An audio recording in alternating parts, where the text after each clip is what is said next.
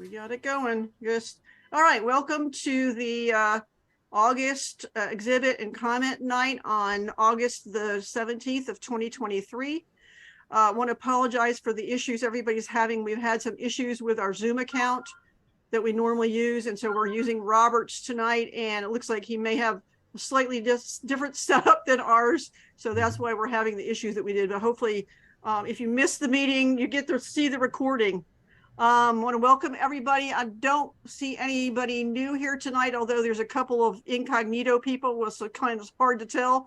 So if you're new, thank you for coming. We'll be able to see you better next time.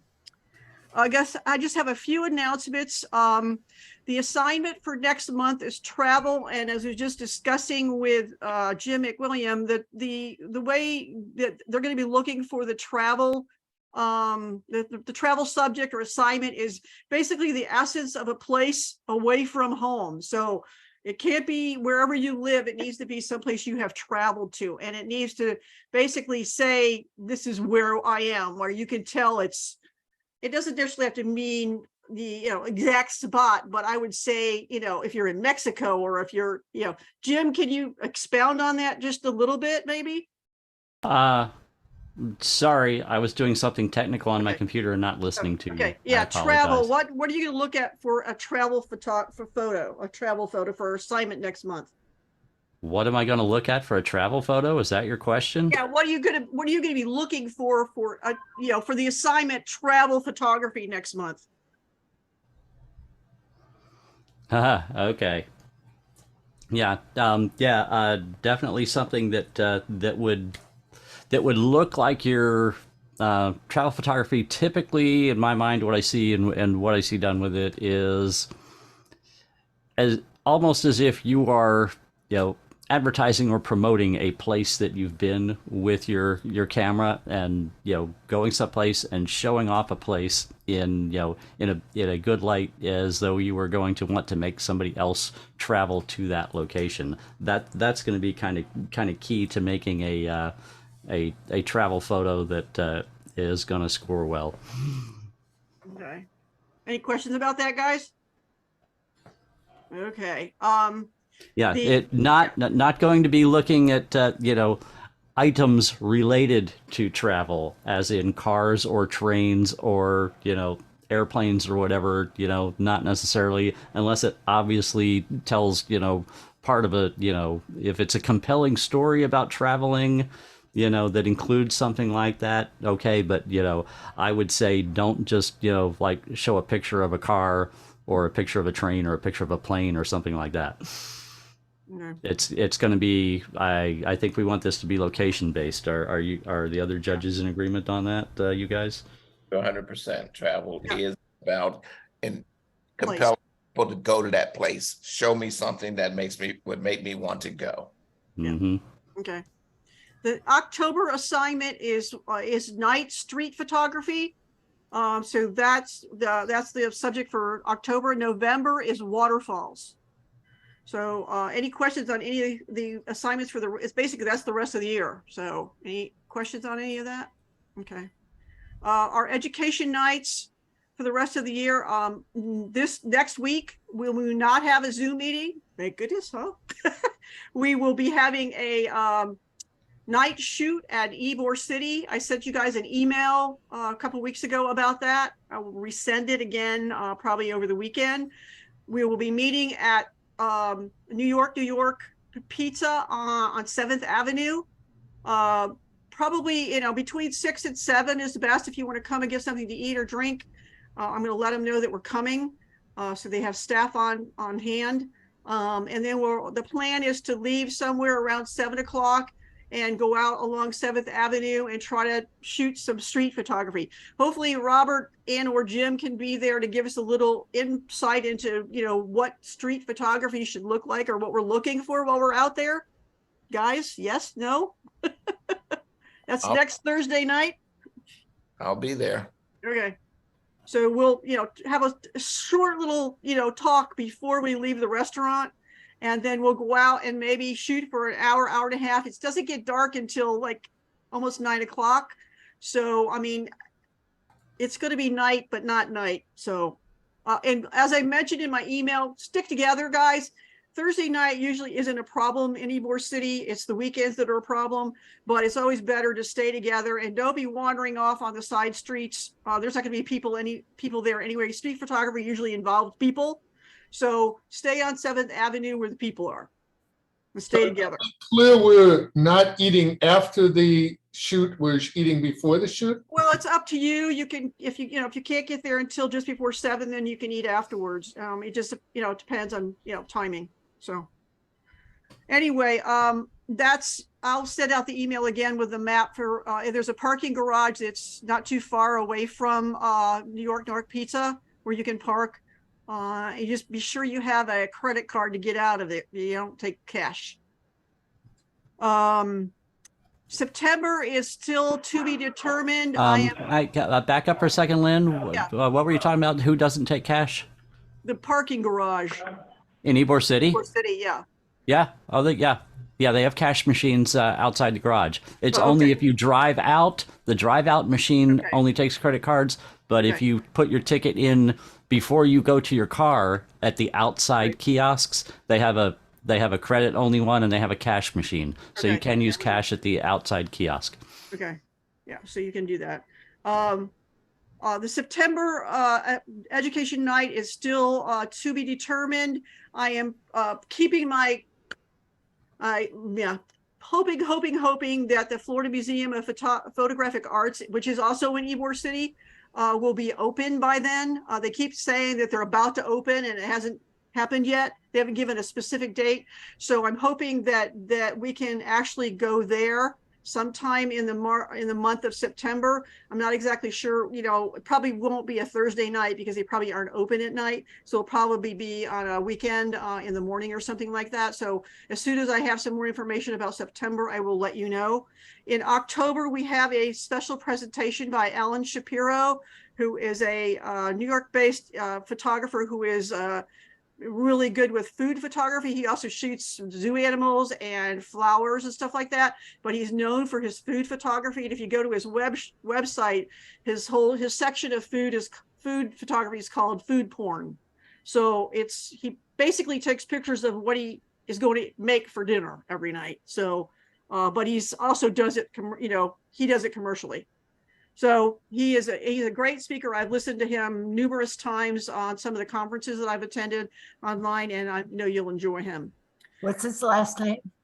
His last name is Shapiro, Shapiro, Alan, and it's Alan. Thank you. Shapiro, yeah. And in November, we normally do not have an education night, but this year, which every couple of years it happens, there actually are 5 Thursdays in November, and normally we don't have an education night because the fourth Thursday is Thanksgiving. Well, this year we have a whole nother week, and so on the 30th of November we will have an education night, our bonus education night for the year. And 2 things are going to happen. We're going to have the election, which we normally have in October, but we can't because we have this special presentation on that night. We normally have it on the education night in October, and we've got a special presentation, so we're not going to have it that night. We will have our biannual election on November the 30th. And once we have the election, Robert is going to give us a whole session on how to make the best print. So he's going to talk about how to create a print. We've done this before, but it's been a couple of years, so it was time to do it again. Yeah. It's been 5 years. Has it been that long? Oh my God. Yeah, it's been a few years. So most of these people have never heard it. So I'm sorry, I didn't quite hear that. Robert's going to do what? he's going to talk about how to make a print, a print. If, for yourself, if you have a printer, or, what to do to get it ready to send somebody else for printing. So, and, we'll probably have time to answer other questions at that time too. Your, end of year wrap up, basically. So that's on November. That's the 4th Thursday in, actually the 5th Thursday in November, which is November the 30th. So is there any questions about anything else that we've got going on or not going on or whatever, other than you hate Zoom right now? And speaking of which, Robert, I wanted to let you know I did set it to record to the cloud. That's where the recording is going to go, because I didn't want to simultaneously have this recording on my hard drive while I was going to try and play our videos off of my hard drive tonight, and possibly risk that being another conflict with all the technical difficulties we're already having. Yeah, okay. So, I mean, do you know how to get it off the cloud? I've never gotten a recording off. I always record to the cloud and always get it off the cloud. I've never recorded locally. I don't want to eat up my space. Okay. We'll talk about that later. Anyway. All right. Any other comments from Robert or Jim? And when we're doing the street photography, it does not mean the people that are not in the state of Florida, the city of Tampa and surrounding areas cannot go out and do street photography and present it later. Yeah. I hear you, Robert. Yeah, Victoria and Valerie. You guys. Doris. And Doris. Yeah, you guys can still go out and do street photography. You don't have to do it that night, but obviously, yeah, we want everybody to participate in this. Is not just for Florida folks. And you don't have to just shoot that night.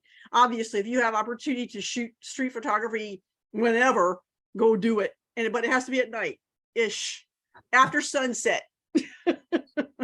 So anyway, anything else? All right, guys, let's go ahead and get done. We have 20 videos to look at, and then we have, I think, 15 general. So we don't have a lot, but the videos are going to take us probably a little bit more time than normal. So go ahead and turn it over to Jim. He's going to handle that. And yeah, and actually, give me a minute to find where I put them. Yeah, I think I have 17 hard drives connected right now. I got to remember which one. I got to figure out which one they're on, and that's not an exaggeration. I think that's like actually, How for many? real. Yeah. You got too many hard drives. I thought I had a lot. I've got 9. Or actually, yeah. You're an amateur. Amateur. I don't have enough. Hardly. I go buy some more. Like this one that died. Oh, sorry to hear that. Yeah, well, that's why I have Backblaze. Backblaze sent me another hard drive with all my stuff on it. No biggie. Yeah, they did that for me a couple months ago for a drive that died too. Yep. Okay.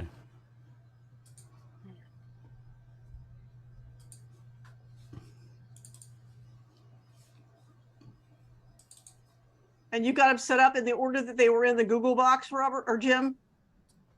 Well, I will play them in that order. I just found them. Okay, because that's how they're on the list. Yeah, I can. Yeah. First one is washing tobacco. Okay. Yep. Okay. All right. I found where they are. All right. Let me do this.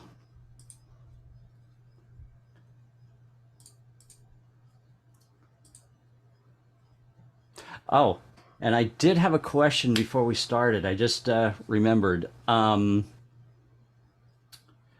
Who was it? Is the artist here tonight that did the video called "Rockin' Out Exhibition"? Yes. That's Susan.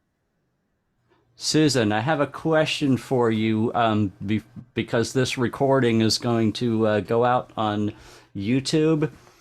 Is the music in that royalty free, or is that song that you used? I purchased that.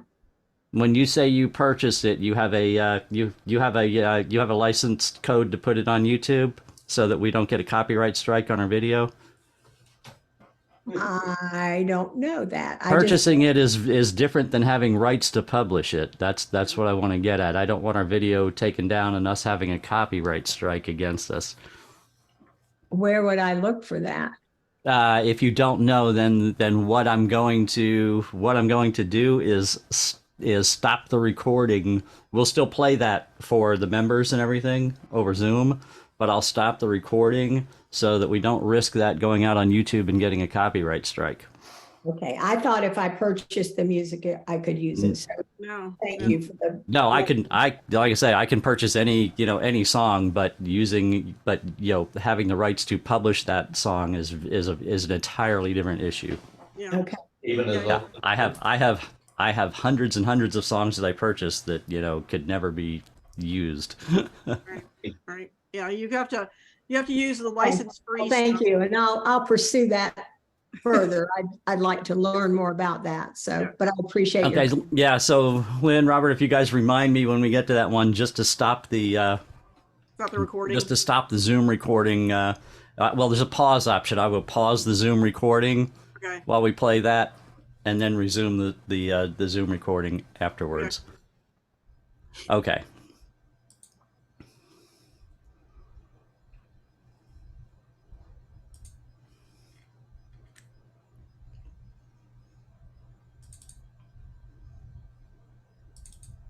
Okay, when you bring them up, gonna I'm say- ready. Okay, go ahead and you can share. And once you go bring it up, I'll say whose video it is and what their score is. Okay. All right. You're not sharing anything. Pardon me? We aren't seeing your screen. Yeah, because I haven't hit the play button yet. Okay, I'm sorry. All right, But get you're ready. not sharing anything though. All right, this is titled "Washing Tobacco" Yeah, but we're not seeing anything. Oh, okay. because I haven't started Okay. yet. Okay. Okay.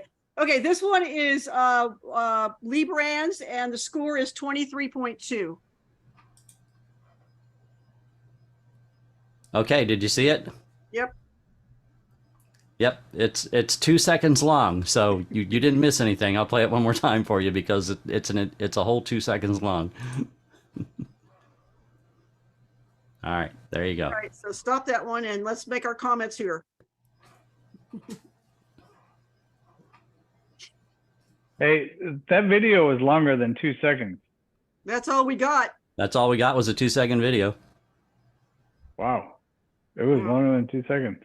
Yeah, that's all we got. Whatever you set us was only 2 seconds long. Oh, okay. Comments? Yeah, well, one of the comments was going to be, yes, very short and very fast. you It blink, was a blink and lot you miss more it. and a lot longer. Uh-huh. So, okay, yeah, technical difficulties, caused an issue with that somewhere along the line then between, I guess, because if we had a corrupt file, it wouldn't play. Yeah. So it's not like we had a corrupt file that was missing anything. It was a complete file. For a video to play, it has to be a complete file with, with footers and headers and all kinds of stuff built into it. If it were a corrupt file that were missing something, that got something lost in transit, it wouldn't play in the first place because it would be a corrupt file. So somehow something happened that you had something else you were watching, but when you rendered it and sent it, it rendered it only 2 seconds long. And I've heard you say that before, Lee. So That's a different video. We're not going. now it's possible Lee, that you were watching it at one play speed and you rendered it at a different playing speed than you were watching it when you made it. Yeah, that's true. I did that on my phone, and then I had to airdrop it to my laptop, and then add it to Dropbox, and then I Yeah, that's sent the probably it. Dropbox file to Lynn. So Yeah, I don't know what happened. it probably got speeded up when you sent it. It would do it at the rendering process. Yeah. The file transferring, no matter how it transfers, is not going to change the play rate Okay. of the frames. That's okay, the I don't know. that- I don't know what happened. So yeah, it was rendered at a frames per second rate that made it play fast. That's part of the learning process, guys. Okay. So, yeah, unfortunately, there's more to video than just click.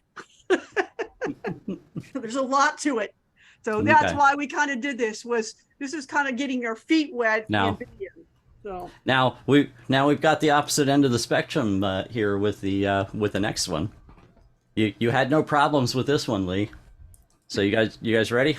Yeah. Okay. Yeah, this one is, go ahead. Okay. And this is 4th of July fireworks. And this is Lee's, and the score is 24.3. Let me find it. There we go. All right, here we go.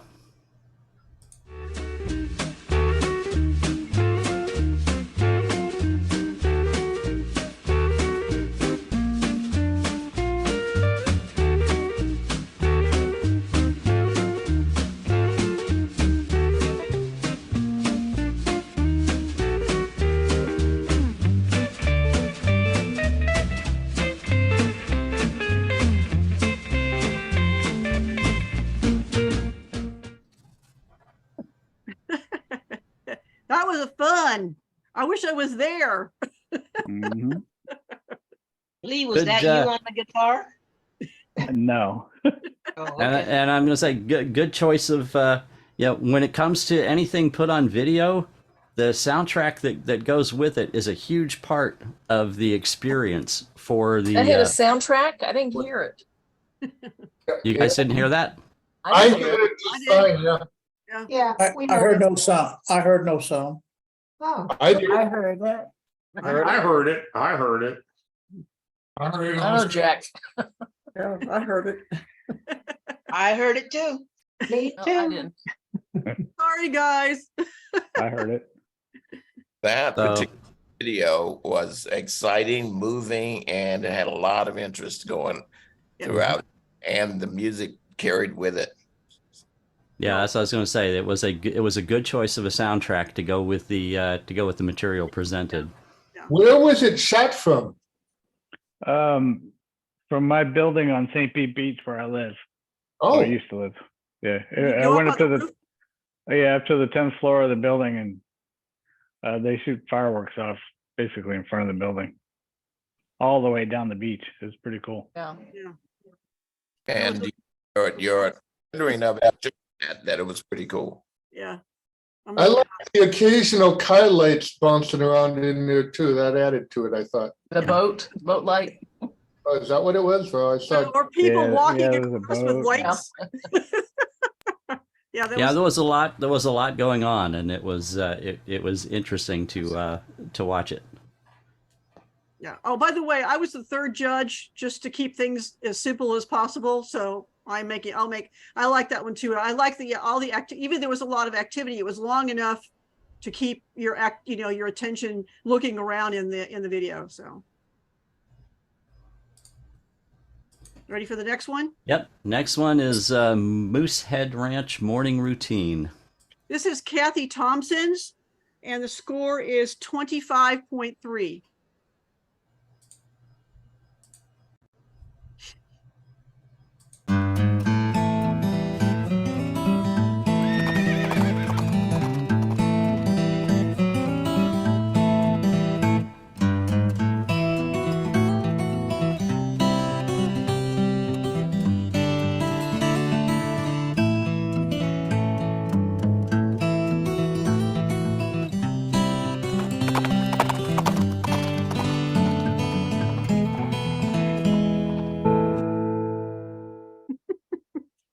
I absolutely love this. Wow, that's fancy. all I Can you guys hear me? Pardon? Can you hear me? This is Kathy. Yeah, go Yes. ahead, Kathy. Yeah. My iPhone. Okay. I had a lot of fun doing that.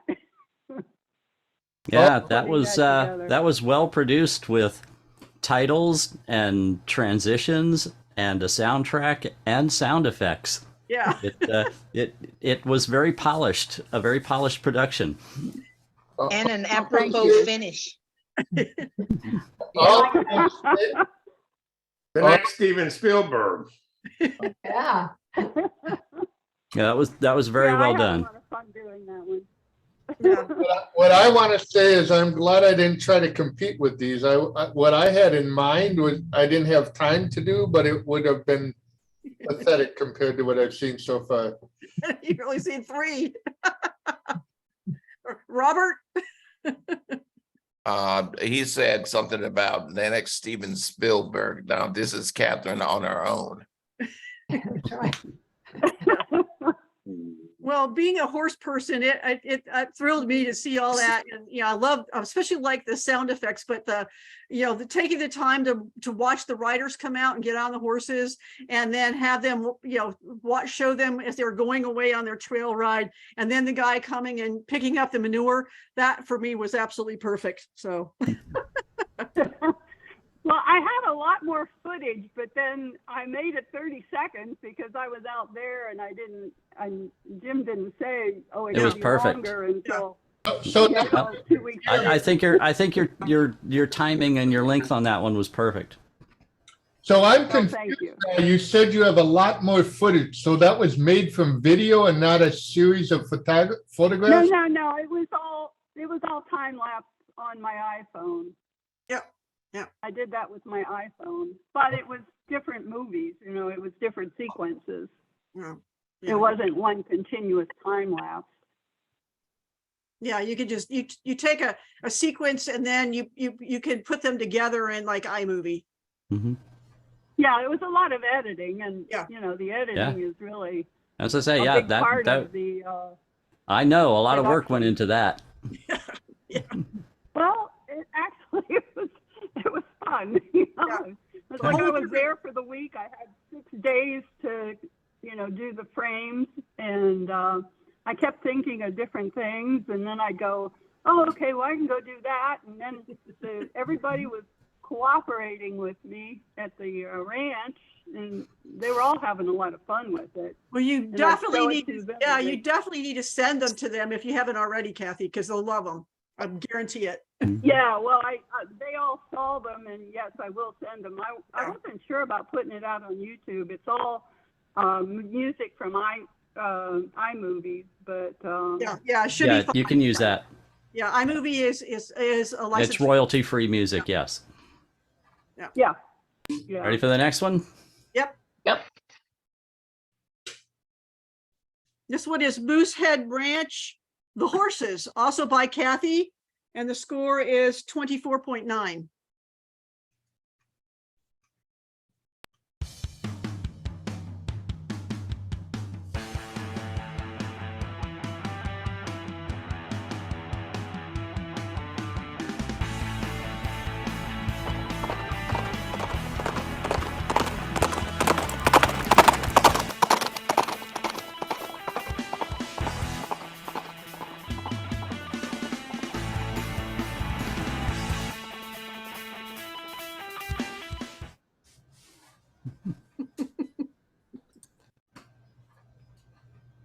I particularly like the clop, clop, clop sounding Yeah. in there.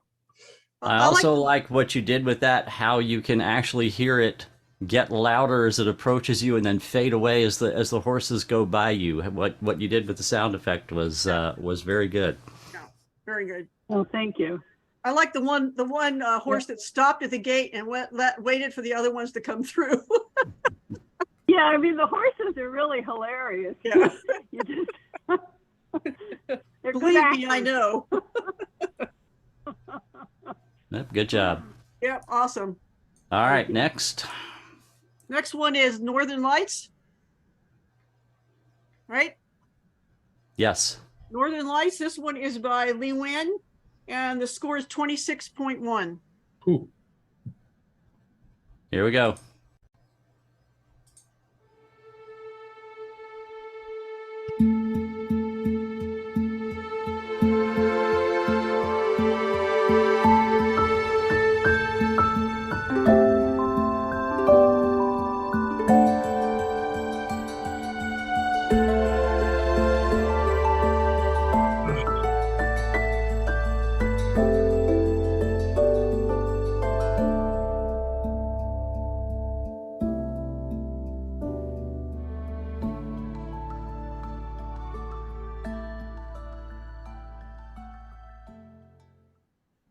Awesome. Another great, awesome image.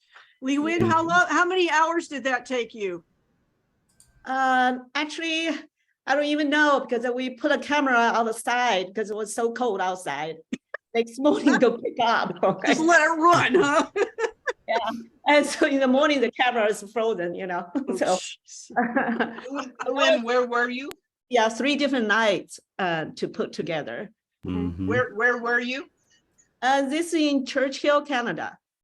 Okay. Did Is you? it still on? Is it still on the screen for you guys? Can you still see it? Yes. Okay. Yeah, I just wanted to scrub back here and point out what you did with this. What you did with the tent was great. Did you actually sleep in that tent, Luann? No. Nobody's sleeping there. Well, it's just for people to photograph and just have a candle inside the tent. A prop. Well, that's gonna be really cold. It's -30. Oh, God. Yep. Very well done. Very engaging. Very beautiful to watch this one. And Thank the you. music was perfect as well. Yes. Thank you.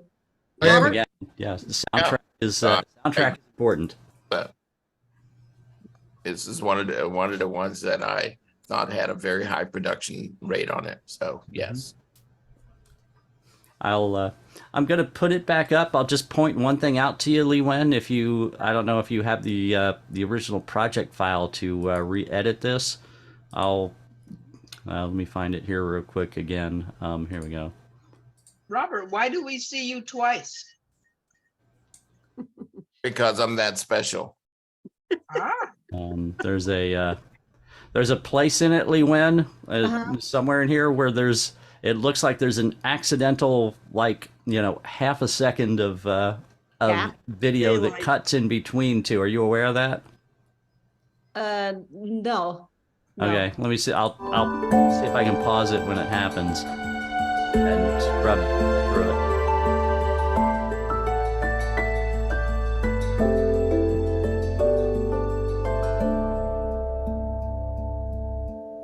Right there. Did you see it? Oh, yeah. Right there. There's right there. That's just there, and it jumps to something else. There's just that one random, see it there? It was like a really bright spot. We aren't seeing it on our end, but we saw it when you let it run. It was like a bright, almost like daytime all of a sudden. Yeah, watch. Boom. There's an accidental cut, of something there that happens. I will go back to look at where that happened. Right there. Yeah. Oh, well, this is like, That's daylight, yeah. that was something lit up the sky. Something okay. something did that. Yeah. Yeah. Something like a car or something, yeah. Yeah. Kind of weird spot there. Mhm. Okay. Next one is breakfast in 30 seconds or it's free. This was a fun concept. Yeah, this one is- I thought this was a very I bet it's Jim. a very fun concept. No, this one is Lourdes's. And the Oh my score goodness, is not Jim. 24.8. And it's longer than 2 seconds.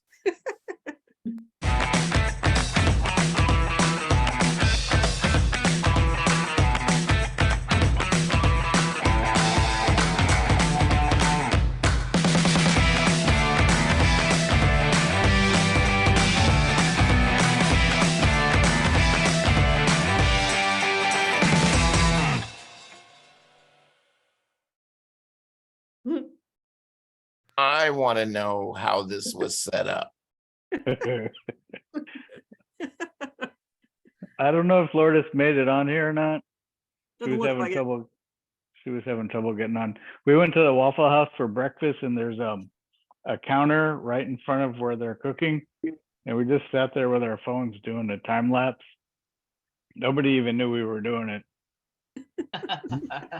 It's a great idea, great concept. I like the title that goes with it, and the end frame where that it freezes on that last frame was a great ending for that. Yeah. Cool. I thought you got inside the trailer and did it, Lee.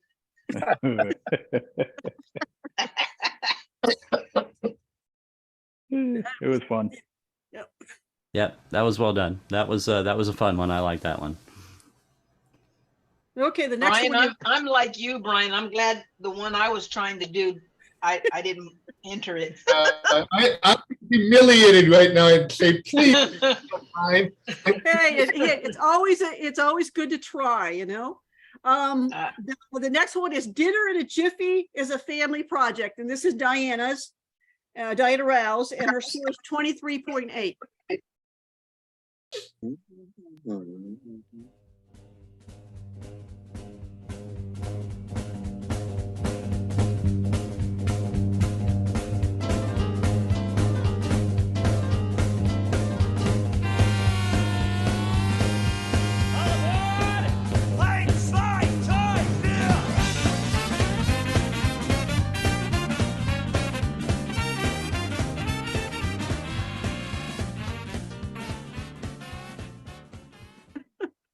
I'm not sure why she sent this thing to me via Dropbox, and why the quality, the file was not very big at all.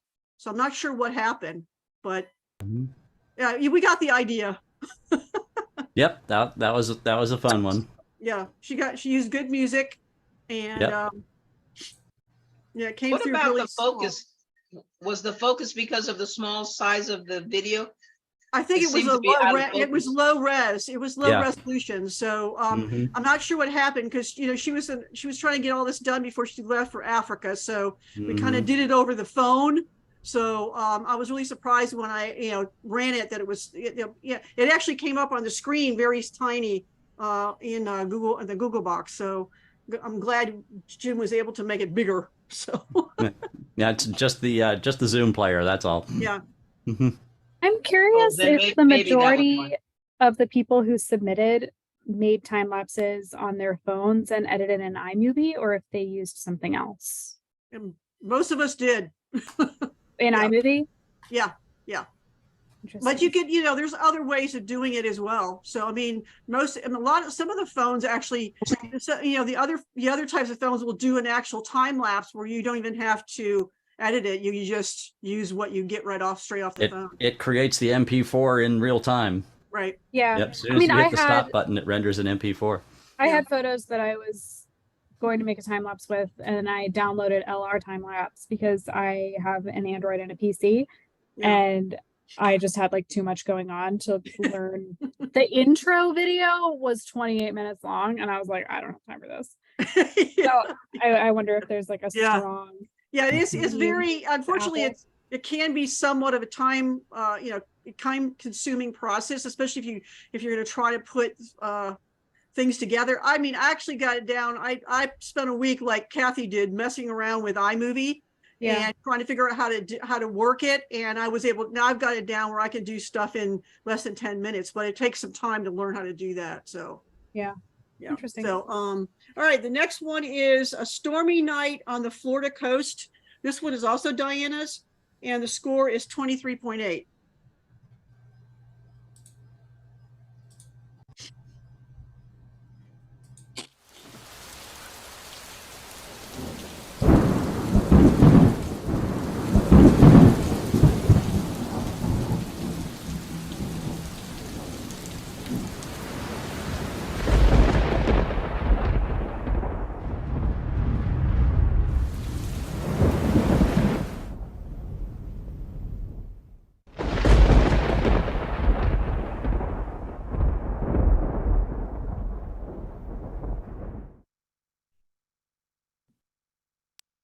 Okay.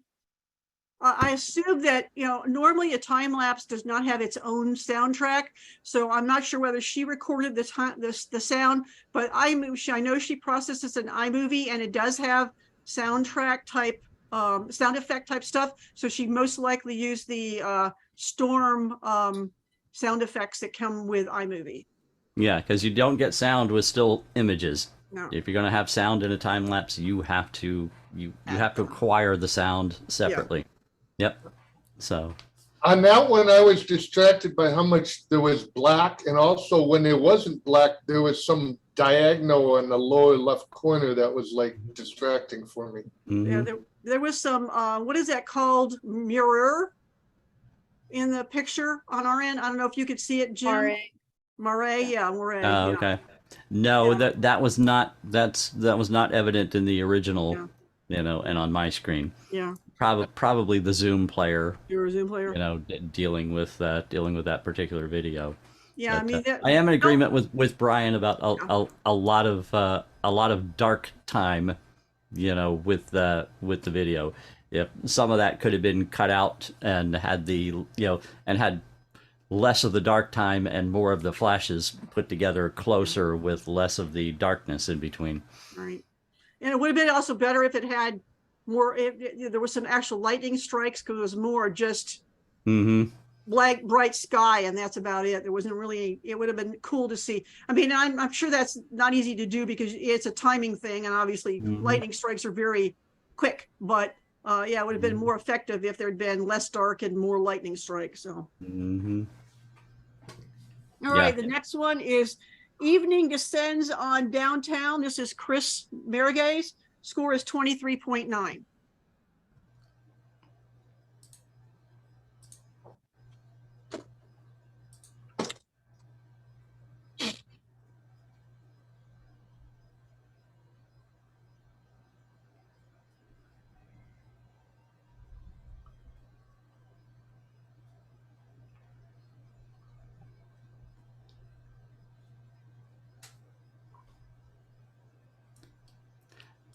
Don't you just hate when somebody bumps your tripod doing it when you're doing a time lapse?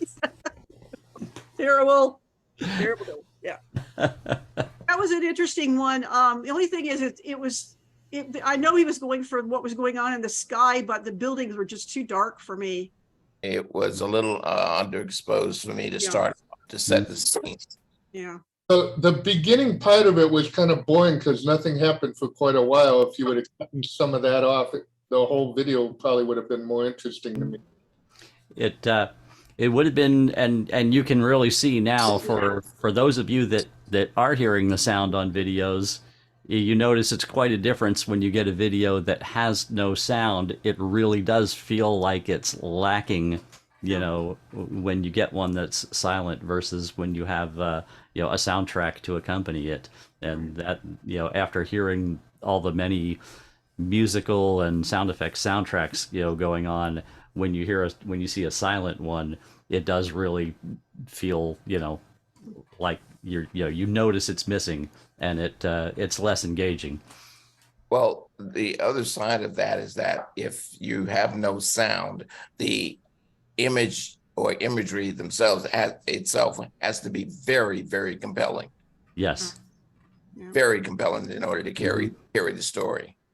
So when we start off with underexposure and then a lack of real transition, and that I think of a slight movement down the wherever he was, a movement up and allowing the clouds to come through. I mean, those are things that you can do in order to make the image a little bit more interesting. Yeah, he should have made the camera look more upwards and less water and more sky. Probably would have been better for sure. Probably pan across the scene.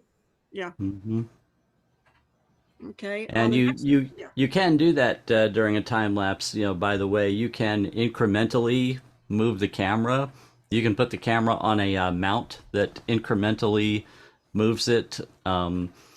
Cameras cameras that have a gimbal built in, like DJI Osmo cameras, the action cameras that have a gimbal, you can actually program them to move through you can just set the camera down and program it to move through a scene and do that.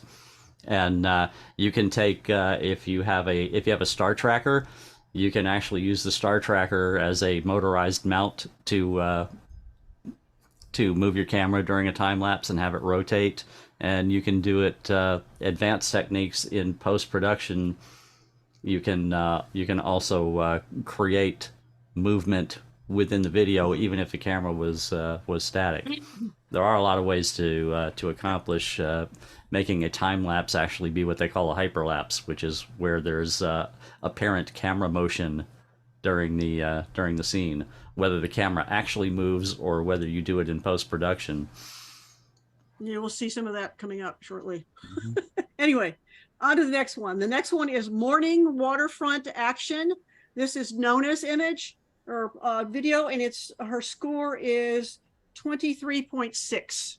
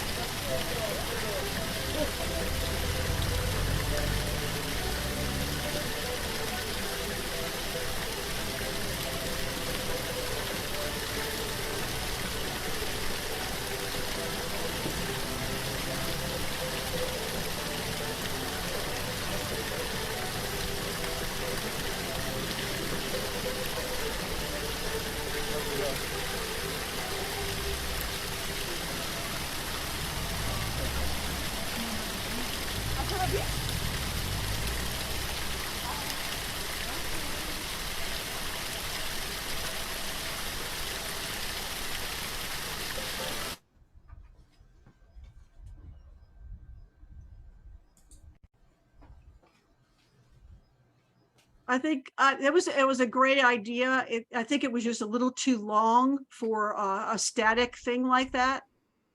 We had, talked about trying to get a minute or less, or 30 seconds. We actually at Jim's potluck dinner, we talked about doing them for a minute. I think a minute is great as long as you're using something that's not the same thing for that whole If the minute. story is compelling enough to go for a minute. This is one where, after 20 seconds, we knew the story after the first 20 seconds, and the story didn't change for the next 40 seconds. Right. Now this is one I wanted to do it. I wish I had the time, and I just didn't have the time to do it. I was going to take it and actually do it with this one as an example and work within it, because the morning waterfront action, the real action going on was there was some traffic, but there were people. The most interesting thing to see was the people up in the upper right hand corner. Now the waterfall was beautiful, but it didn't change the entire time. But you kept wanting to look and see what are the people doing. I would have taken that video, and I could still do it, and show how it's done, Do a zoom. and had the whole thing like that, and then gradually done a diagonal zoom up to the top right corner, so that by halfway through the video, the waterfall's out of it, and you're up there to where the people are, and you actually get to watch the people for the remaining half of the video, which is where the action is. And that's actually in with the right post-production software, and I know she has it, but having it, and as she said, having it and knowing how to use it are two different things. But that's something that's very easily done within that software, and I wanted to do it as an example, but my week has just fallen apart, and I barely made it to this meeting.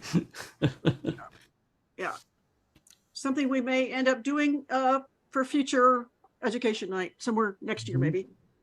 Yeah, but I will say I was really very pleasantly surprised, with the creativity, of everything that got put in tonight.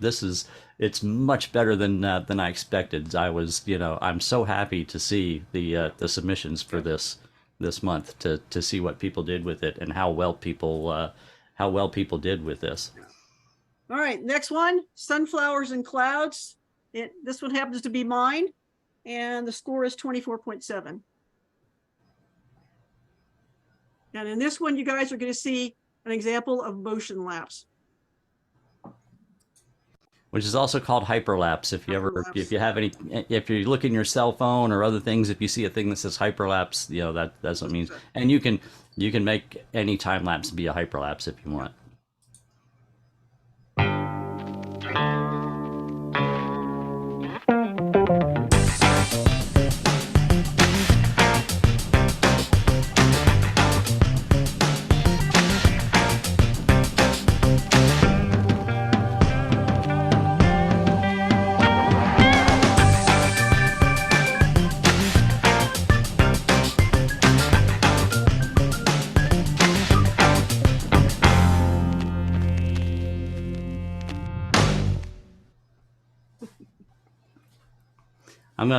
point something out here that I think is really good, especially, and it especially happens in this last sequence, on this last clip.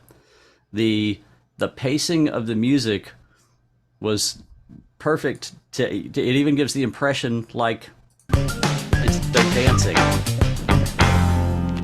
It looks like the flowers and the weeds are actually dancing to the music. I really enjoyed that effect that happened in this video. Yeah, I spent that it took me longer to figure out the music than anything else. Stop, Lynn. Yeah, go ahead. Let us talk to you about you right now. Okay. All right. Jim, don't steal my thunder like that, because you just got inside my brain. Things looked in the beginning like they were curious about you. What are you looking at? And then it's like somebody saying, okay, you're going to be at my place. Now I'm going to dance for you at the end. So it was so animated and personified that I thought this was, and the movement actually helped. I thought this was one of the better transitions of the night. So there you go. And I used my iPhone for this, guys, and I was actually filming both with my iPhone and my Nikon at the same time, both on tripods, and I just liked what I got from the phone better. And the phone was sitting on a DJI gimbal, Osmo gimbal, which basically it actually, you could run everything from from my phone, or actually, yeah, from, you do it from the candle, and because the phone's on there, but there's an app for it, and it actually, the gimbal moves. So that the second part was where the move was, where the camera was being moved by the gimbal very slowly as it was taking an hour's worth of images. So I was out in 95-degree weather dying while he was taking these. So yeah, it was fun, but not fun at the same time because it was so hot. Mm-hmm. Oh, that was very well done. Thank you. Yes. Thank you. And I did put those together in iMovie. So it is possible to do that in iMovie pretty quickly. So next one is Rockin' Out exhibit. This is Susan's. This is the one you wanted to stop. Okay. All right. Yeah, I'm going to pause the recording. Yeah, because like I say, that the soundtrack on this one I know is possibly a copyright issue. So. And they actually did play Johnny Be Good. That was one of the songs that they played. And then the last part were my two granddaughters playing the drums and the guitar. So.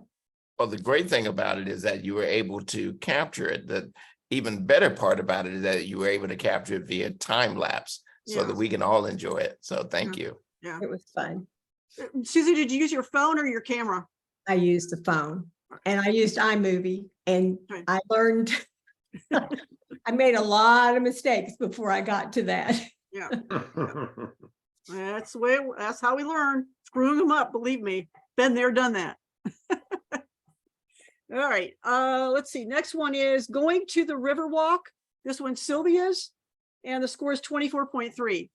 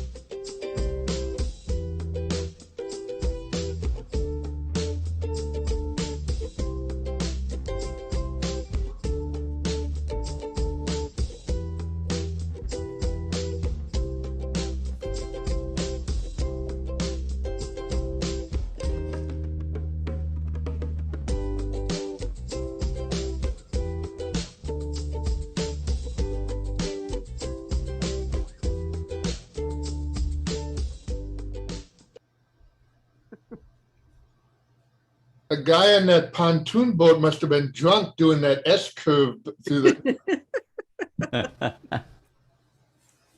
Yeah, I like this one as well. I think the river part of it maybe was just a little bit too long, but I love it once she switched over and zoomed in on to the side, to the river walk itself, and all those people gliding by. Just people walking in time lapse just looks so strange because it looks like they're just floating through the whole thing. So. Mm-hmm. Yeah, I agree with that exactly. I was watching it. I liked, showing the bridge, then getting up on the bridge, showing the action in the water. Yeah. But then it, the part with all the river, did drag on a little longer than necessary. And when I first watched it, I was saying, oh gosh, I hope we actually get to the river walk. I hope we actually get to, and then yes, we did get to see the people down there, but I was, anticipating and saying, well, I hope we get to see that. And then we did. That could have come in, about, anywhere from 5 to 10 seconds sooner. But yes, it happened and it was good. My question is, Sylvia, why was the middle part so long? You're muted, Sylvia. Well, to be honest with you, mainly, I know it needed to be trimmed some, and I don't use iMovie, or I used a Google Pixel phone, and I looked for something to produce it with, and there is an Adobe Express, and I wanted to trim it, but I never could figure out quite how to do it. So I just left it. I recognized that it was long in segments. Yeah, I should have. But I figured I'd stood on the bridge at 95-degree heat for half an hour, 45 minutes to get the footage. So I said, "The heck with it! It's all gonna go on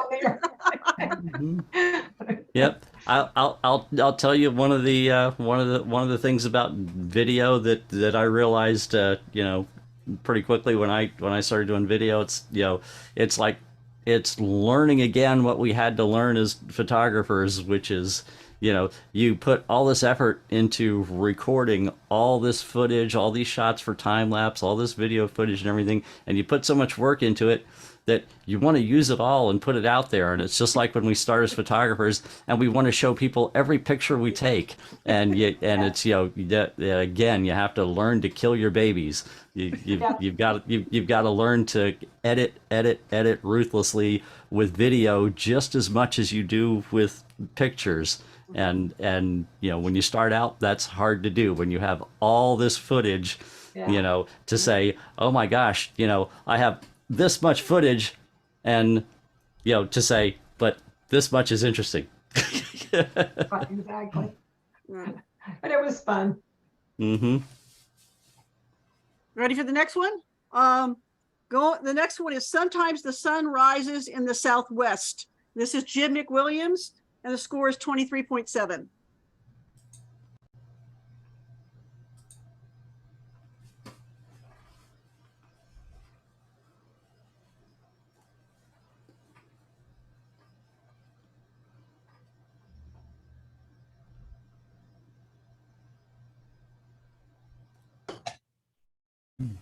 And this is obviously a pun because of the Southwest airplanes. Mm-hmm. Typical Jim. Yep. That's another one where I would and maybe if I have time, I know I can I can do that stuff pretty quick. Mm-hmm. That would be one where a long, like throughout the length of it, a zoom in to the Southwest plains out there, on the runway, from from the wide, and just gradually throughout the time lapse zoom into where those planes are out there, on the taxi. I may have been able to do it after the fact, but because that was during it, no, you don't want to mess with it during. You would do it in post production where where you go in. Well, I found out I could not change the focal length or the zoom factor on the cell phone once it began. No. Correct. Time lapse reporting. Yeah. Recording, excuse me.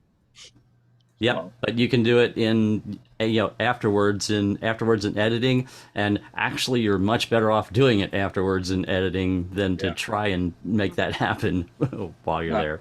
Yeah. Mm-hmm. Yeah. Next one is Up Ramp to Heaven. This is also Jim McWilliams, and the score is 24.4.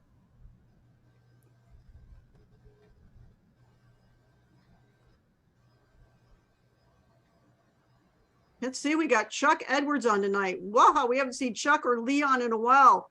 Welcome, guys. See Joe Pimbo too. And Joe, yes. Okay, ready? Yep.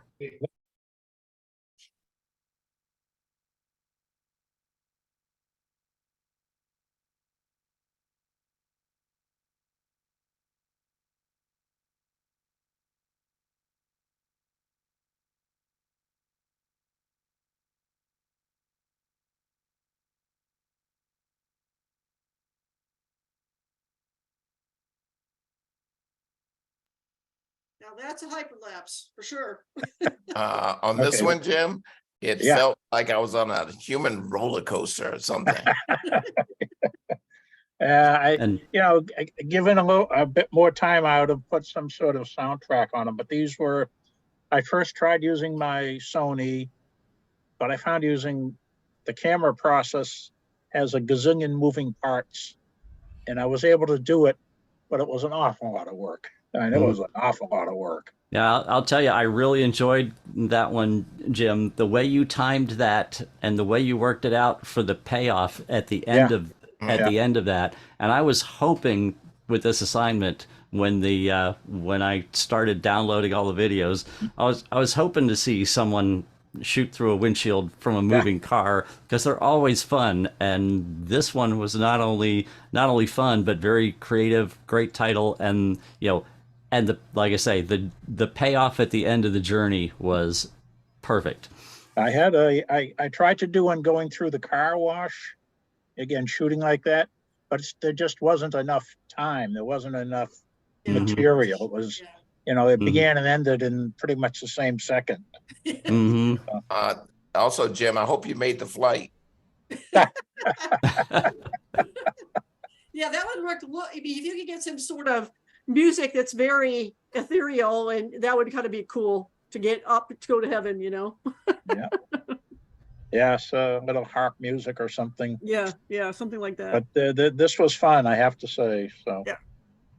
The next one is Cloud Symphony. This one's Sylvia's, and the score is 23.5.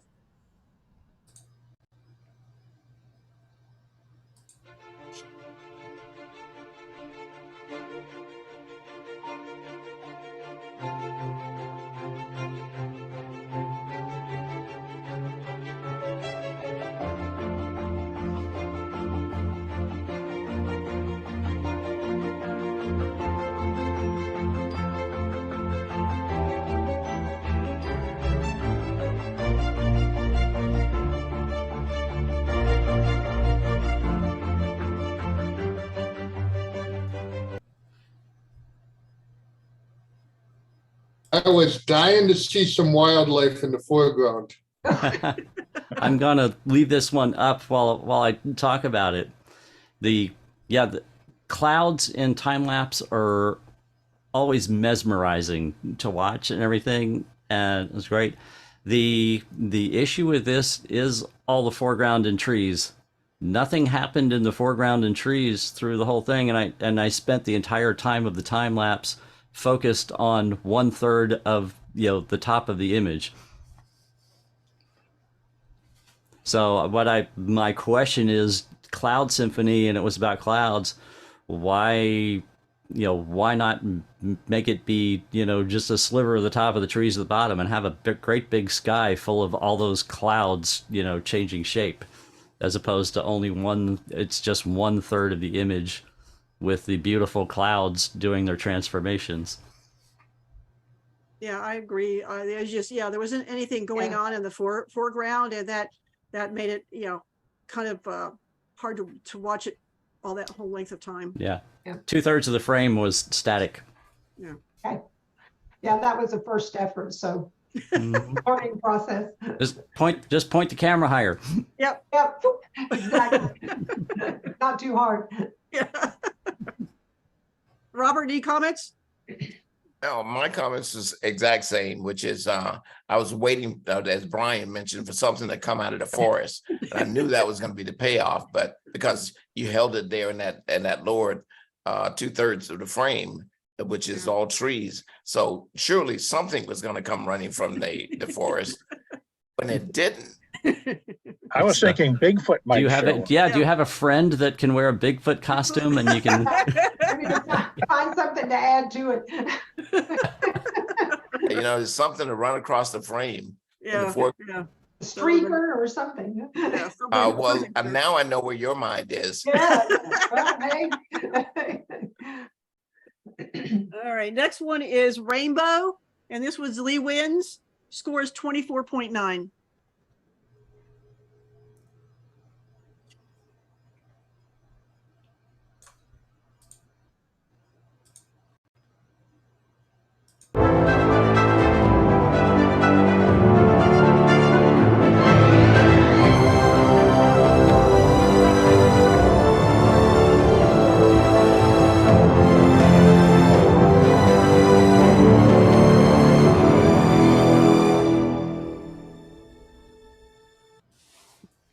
I want to know how the heck she knew a rainbow was coming. No, I don't know. I was like has a lightning. I was putting camera in the backyard for the lightning. So I left there, forgot about overnight. Next morning I pick up, open up, I said there was a rainbow. I didn't know about it. So I have a question. That was beautiful the way that worked out. Did you crop that to have it framed that way, or was that the full original framing? I just crop a little bit for the where you said 16 by 9. Did I say that right? That's it. Okay, but edge to edge, left to right was the original full framing? Yeah. So 16 by Okay. Yeah. So yeah. So it was just by chance that you had that camera pointed was at what there's a point where it's the dead center of a rainbow. It's called the anti-solar point, and it's just by luck that you had the camera pointed at the anti-solar point in the sky and caught that rainbow. Yeah, that's what I was waiting for the lightning, and so I just left outside, and I totally forgot about it next morning. I said, okay, well, if you want to reproduce that, or anybody else that wants to hope for a rainbow and do that, that's the trick. You want to center your camera on what's called the anti-solar point, which simply means the point that is exactly opposite of where the sun is. So exactly 180 degrees across the sky from where the sun is. That is the point that will always be the dead center of what a rainbow radiates around. So if you know where the sun is and you point your camera exactly 180 degrees opposite of the sun, you're pointed to the central point of where a rainbow will form. Oh, that's good to know. Thank you. That photo reminded me, that time lapse reminded me of a photo you submitted a month or two ago where there was 1 pixel of light in the lower left corner that was a distraction. And on this video, there was a white house in the center left of the photo that my eye kept being attracted to. Yeah, well, that's part of the scene. You know, yeah, if it had been lightning, you probably wouldn't have noticed it, but because it was so dark, it was more noticeable. Yeah. Yeah. Well, my only comment to this is that what kind of neighborhood you live in where you could leave your camera out all night? It's your backyard, wasn't it? It wasn't that your backyard, Lee Win? Yeah. Yeah. It's her backyard. She lives on the water. So. Right, and in my neighborhood, that thing would have been gone, 30 seconds after I put it out there. And I live just down the street from Jack.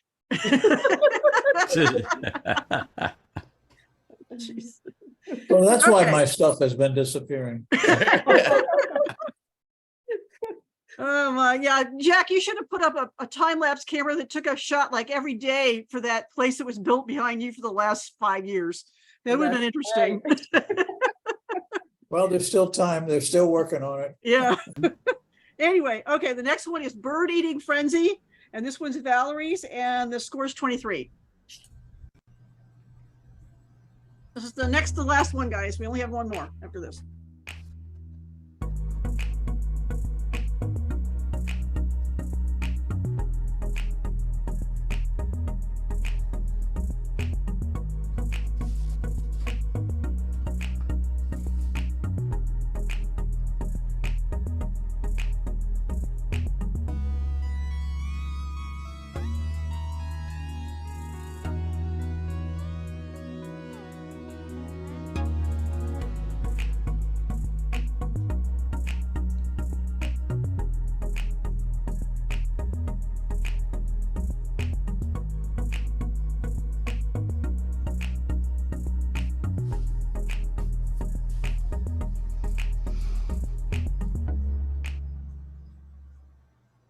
One word, Zoom. Yeah. Exactly, Brian. Yeah. Yep. Yeah. Yeah, Yep, Valerie, you should have got a 100% lot with you. closer. I had it zoomed in as far as it would go on my cell phone. Mhm. So, yeah. And what did you have it on a tripod or something? No, I was holding it. And no, Oh my you could tell God. that was handheld. It had Yeah. some Yeah, had some it motion had some to it, movement. Yeah. and the handheld motion was actually not not a distraction or a bad thing. Yeah. It just it kept a little bit of motion going on, almost like hyperlapse. So yeah. Yep. Yeah, I tried to get turkeys that we have around here, but they just wouldn't show up. And then they showed up right after I got it done and went, Of course. oh, great. So it'd have been a lot better with the turkeys, but Yeah. oh well. And the Bigfoot thing, I'm going to do that. My son has a costume. Okay, Valerie, Yes. on this case, there was a grave composition problem here. Would have been much better even if you couldn't zoom in as a horizontal shot instead of a vertical one. Mm-hmm. Yes. Yeah, I thought about that after the fact. Yeah. It was And my first that's attempt. I've when never you done them. get professional turkeys and you tell them to take two. Yeah, I mean, and Yeah. it looks like you had put seed out there for them. So you could have done that. You could have done that with a tripod in your phone, and you get a remote control for your phone, which is really relatively inexpensive. I mean, they're like tiny like this, and you could have been able to get far enough away so you weren't interfering with the birds, but they probably wouldn't even have cared about your camera on a tripod, and you could have got it down really low to the ground. So you could try that again and try to do that. Put the phone, like maybe 2 feet off the ground or even lower, and just set it up, and then back off, and then as soon as the birds come, turn it on and let it roll, and you probably would get some really interesting shots that time lapse that way. Yeah, I tried to do bees on a crepe myrtle, but I couldn't really see the bees. Yeah. It was just like, and I was right up on the crepe myrtle, but the bees were going so fast that I couldn't even get them. So I said, well, I'll just stick with this one. Yeah, the bee. Different. Yes, bees won't be in enough frames Yeah. to visually render because they move so fast. That's an issue. Yeah. Unless you have the ability to shoot at very high frame rate, 60 frames per second. Well, even with bees, you want it like at least 120 frames per second, recording rate, not playback rate, but recording rate. You want to get like basically fast speed, high speed video. Yeah. Yeah. Well, I got some ideas now. I got some ideas watching all these good ones. Now I know what to do. That's the point here. Yeah. Okay. And right. and when you get up in the realm of because I know I have cameras that do it 120 or 240 frames per second. When you get up there, oh my God, do you fill up memory? I mean, within seconds. you can't believe the amount of frames that you accumulate within seconds when you're shooting 120 or 240 frames per second. I mean, at 240 frames per second, 5 seconds is 1,200 frames you record in 5 seconds. But that's what you need for something like bees, because then you play that back at 30 frames per second, and you have 20 seconds that have nice bees in them. Yeah. Mm-hmm. All right, now last but not least is from Dusk to Dawn, and this is Jim Higgins, and it scores 23.4.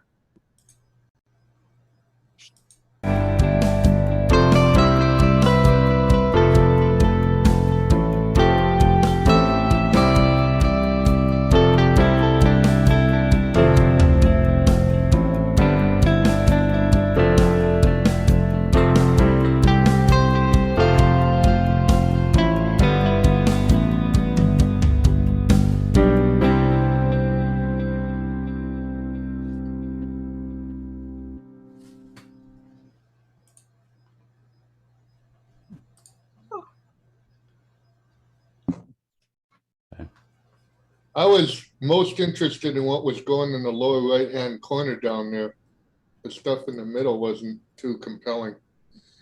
Lower right-hand corner. You know, with a purple. Oh, okay. Actually, I had a lot of fun making this thing. I'm very glad that we had this assignment. This is the first time I've ever tried video, and no, this is very cool. In fact, I have a question for. Can we actually turn in one of these things for general at any point, or do we have to wait for another assignment to turn in these videos? That is a good question, and I think we should bring that up at the next board meeting, because I'm not going to throw an answer out on that off the top of my head. We should discuss that. Yeah. I know what my answer would be, but I can't speak for the rest of the board. Yeah, it's just the only issue is it's a little bit cumbersome to handle these files, so that's the only drawback. But if we can come up, we'll talk about it, see if we can come up a way to utilize. Yes, because it is. Yeah, you're right. It's a lot of fun. Video in general, it's a lot of work. Yeah. I tell you what, I learned a lot about my camera. I've had it for 3 or 4 years now, and I had no idea it'd even do some of this stuff. One of the things that I knew that Jim, we watched that last training session with Jim, and he said to do this in JPEGs, and I set my camera up, and I was like 100 shots into it, and I go, oh man, I'm shooting raw. So I had to pause it. I changed it.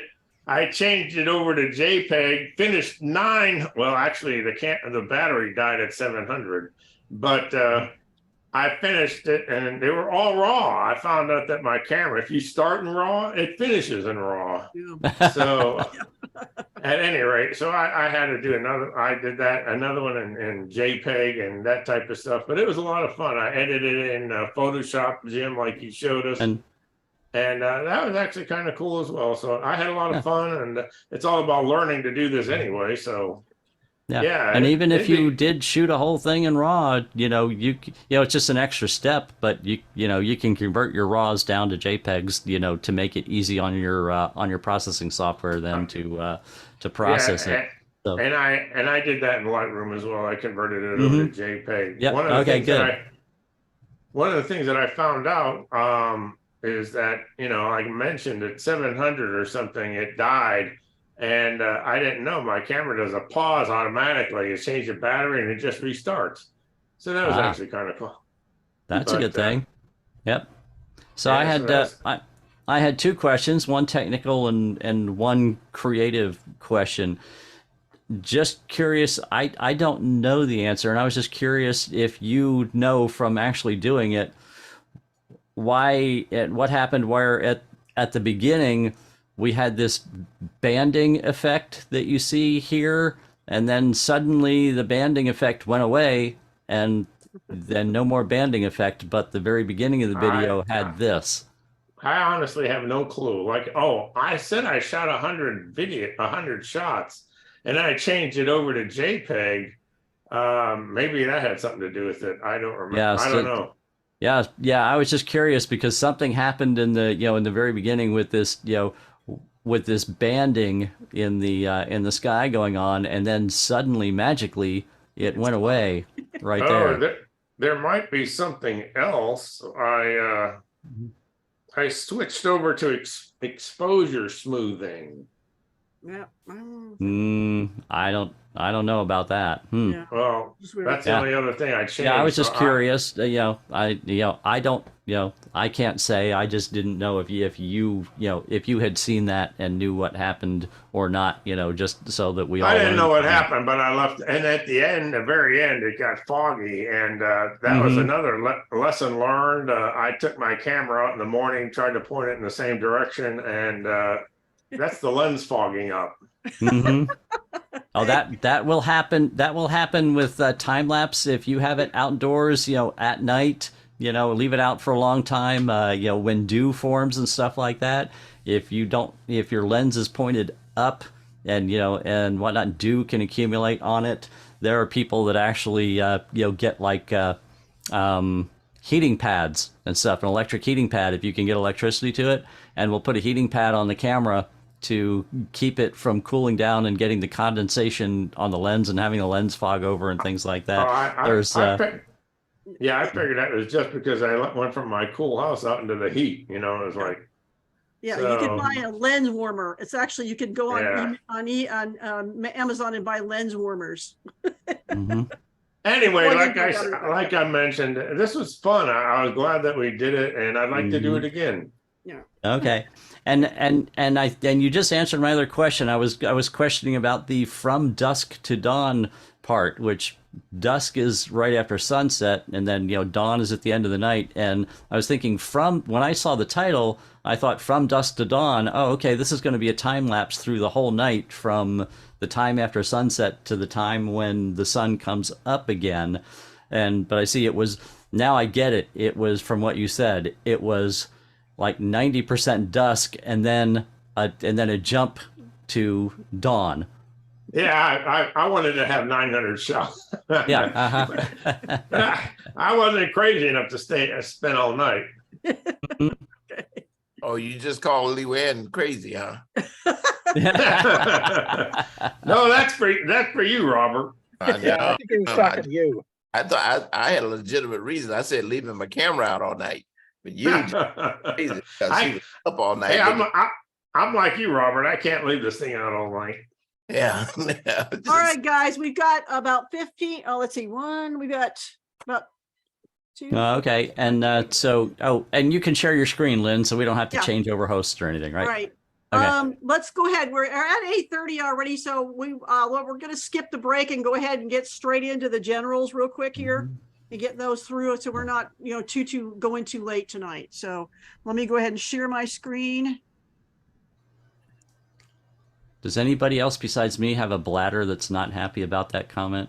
All right, go ahead and go to the bathroom really quick while I'm switching over to Lightroom.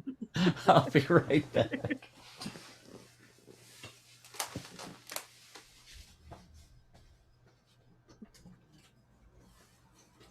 Everybody, quick, go to the bathroom.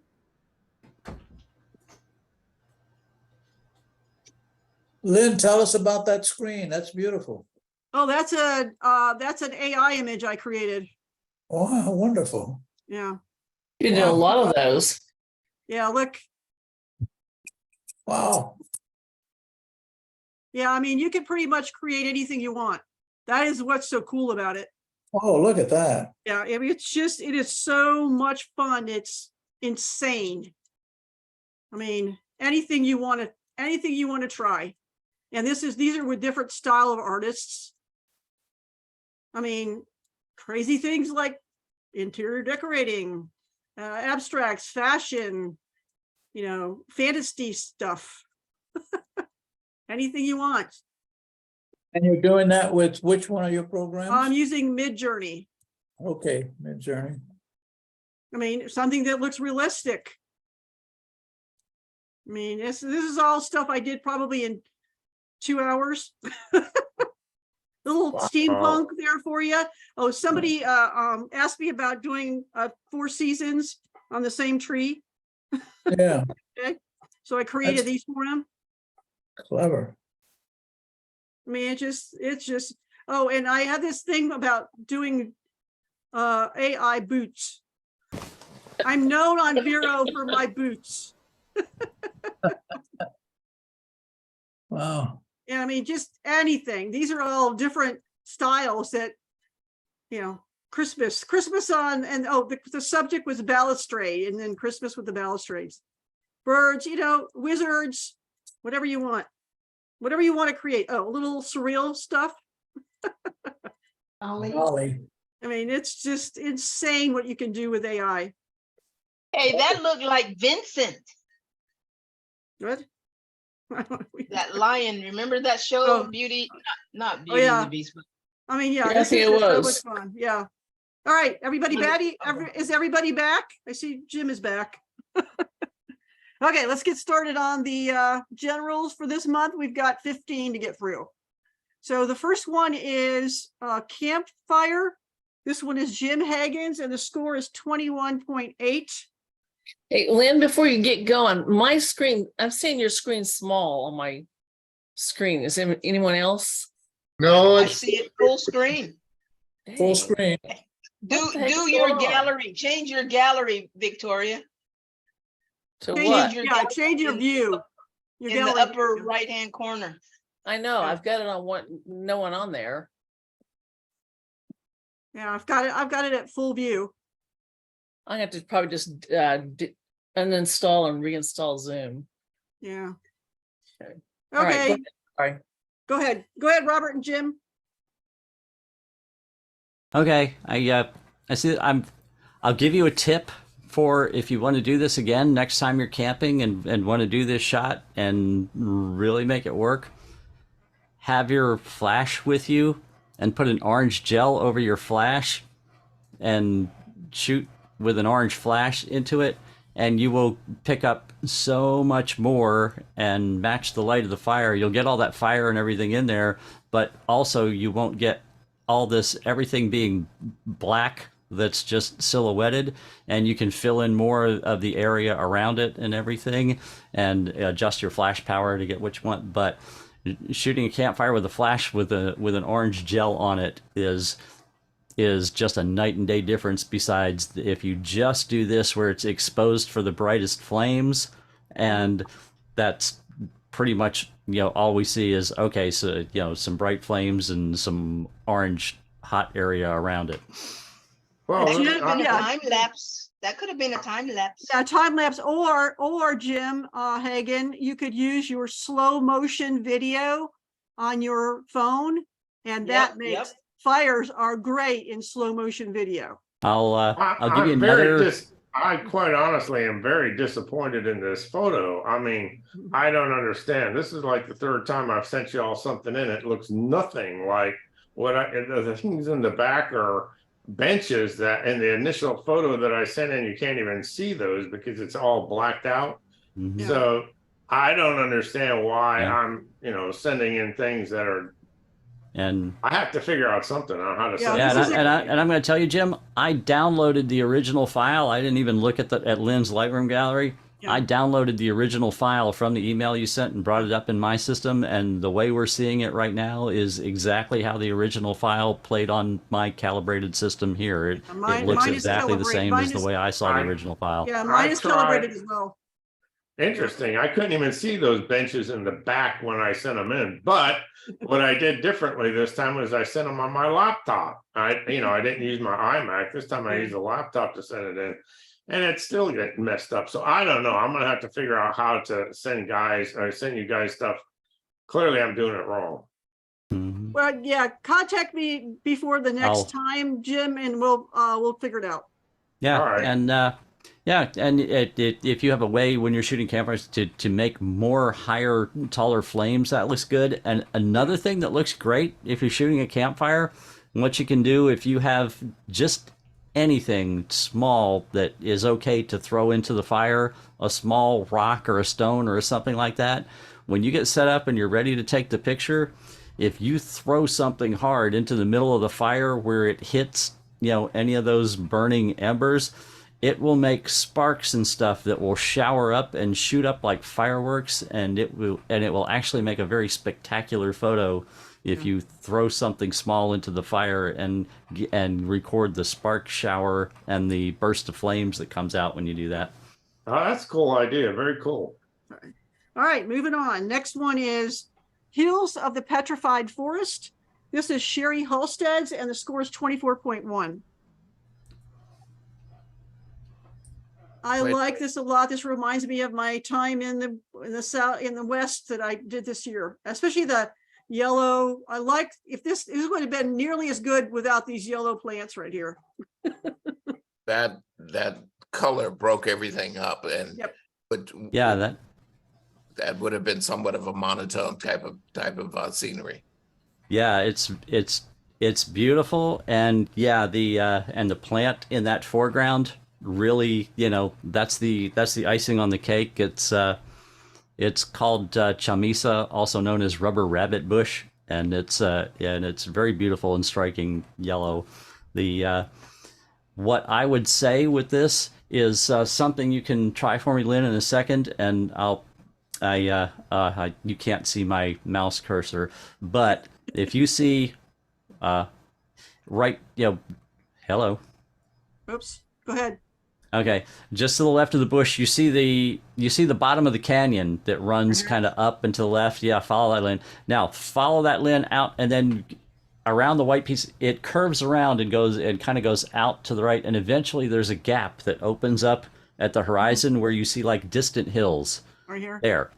But you see that you can kind of tell that little canyon moves to the left, makes a sweeping curve, comes around and exits out there. Yes, yeah. Like that.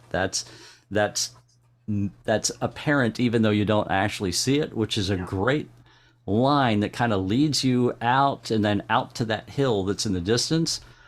But also on the far left side, there's one other gap where you can see out into the distance that competes with that. Just bring that left side in past that gap so that the only gap that you see to the horizon is the one that, where you see those hills over in the right third. Yeah. Oh, look where that hits on the rule of thirds line now when you do that. Yeah. Yeah, you can come in just a little. Yeah, there you go. Well, that's good. That's good. You see what I'm talking about now. Yeah. The only other thing I think I would do is maybe darken up this down here a little bit. It's a little too light. So basically just take a brush, and I know, Sherry, you did a lot of work on this because I can tell it's not flat at all. This is just a little too bright, at least for me. Oops. Yeah, there's a great implied leading line now from the chamisa bush in the lower right, following the line of the canyon out to the left and then back across the frame to the right to that hill in the distance. Your eye gets drawn, from the lower right, out to the left edge, and then back over to the right to that hill in the distance. I really like that in this image. Can I add something? Sure. Sherry, I think this is a great photo, and what I'm about to say is not that I can make it any better. I'm just curious to know what this would look like in a black and white because of the different shades of color. Putting it in black and white might add another dimension to it, but not that it's any better. I think your composition was great. Yeah, this is one I think could go either way. Although you kind of lose the effect of this flower right here. You'd have to brighten this flower up really a lot because it's sort of gray. I agree. Yeah. I agree. I was just curious to see what it would look like in black and white. Yeah. Thank you. Sherry? She was here. Yes, she's not here now. All right, let me put this back the way it was. And move on to the next one, which is arches. This one was Doug Halstead's, and this one is a 23.5. Mm-hmm. Yeah, Doug is giving me the eye of the that opening that's directed me exactly to what he wants me to see. So he's framed this up quite nicely. Yep. I agree 100%. The sun striking those hills in the distance as the payoff when you follow the implied path through those arches and back to that, it's perfect. So yeah, the lines it got enough contrast in all these lines. Everything is basically taking you back to the center, even the ground in the front. So exposure, contrast, sharpness, color. it's all there. Spot on. Yep, perfect. All right, the next one is Taking Off. This one is Sherry Halstead's, and the score is 23.6. Mm-hmm.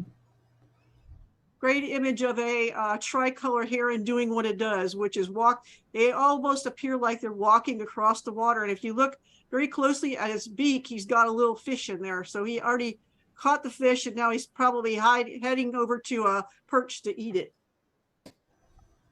I just feel like the lightning of the bird is a little bit overdone. The contrast between the dark background and the light bird is a little unnatural to me. I disagree, because if he's in the sun, which is where he's at in the water, he is going to be there. In fact, he probably had to tone it down because it was probably a lot brighter because of the difference between the two. Go ahead, guys. I will defer to your expertise on this subject. I see both sides of it. I'll speak up here, Brian, and say that I was in agreement with you about that the head of the bird felt to me like it was kind of hot in relation to the background as far as the brightness goes. I don't disagree with you, Brian. Well, I'm sort of in the middle, thinking that there could be a little bit of modeling between the feathers, because it's all lit as though it's flash. So yeah, but you've got a lot of, think about Circle B. There's if you're going along the streams there are spots where it's very dark, but then there's also spots where there's a bright amount of sun. And if he was flying, and those guys fly back and forth across the stream, and they're flying in and out of the sun. So at this point, he looks like he's in the sun. I mean, he's got sun in his eye. He's got a sun, a spot in his eye, so you can see he was in the sun at the time that he was going across here. So that's why I think he's bright. Illustrate what I'm saying. Take a brush, please. Yeah, hold on. What would you like me to do? And in this brush, I want you to paint, make a little small paint right around the feathers. Which feathers? Yeah, any one of them, either side. The wings or the head or what? Wings, yeah. Okay, and then on the other side, the same way. All right, good. Now take the exposure down on that. Just a little bit. Great. So that's what I mean by modeling. Yeah. I mean, it's giving it some dimension in certain places. Yeah. That's all I'm saying, because it was too even all the way throughout that the body. It's too bright. Okay. Yeah. I get you. Yeah. I agree. Perfectly timed shot. Yeah. Yeah. Perfect. I mean, these guys they're very quick, so it's hard to catch them like when they're doing this. And a good job with the crop for how that's framed within the crop that was done. Yeah. The only thing I would do, I think, is get rid of this little splotchy thing right here. Oh, and maybe this one on the end of his wing. All right. On to the next one. Reflections on Winter. This one's Brian's, and the score is 23. Mm-hmm. I really like what I'm looking at from the point of where that tree is on the right with the snow in the there.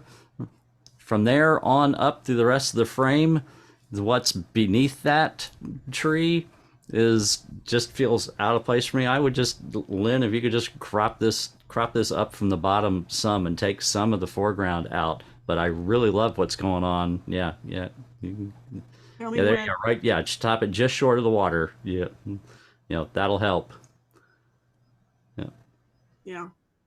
There was too much white down there, pulling your eye down to the bottom, I think. Yeah, I like now, like I say, that tree being down there as a focal point to start with, and then take you across the water to those beautiful snowy woods, and everything.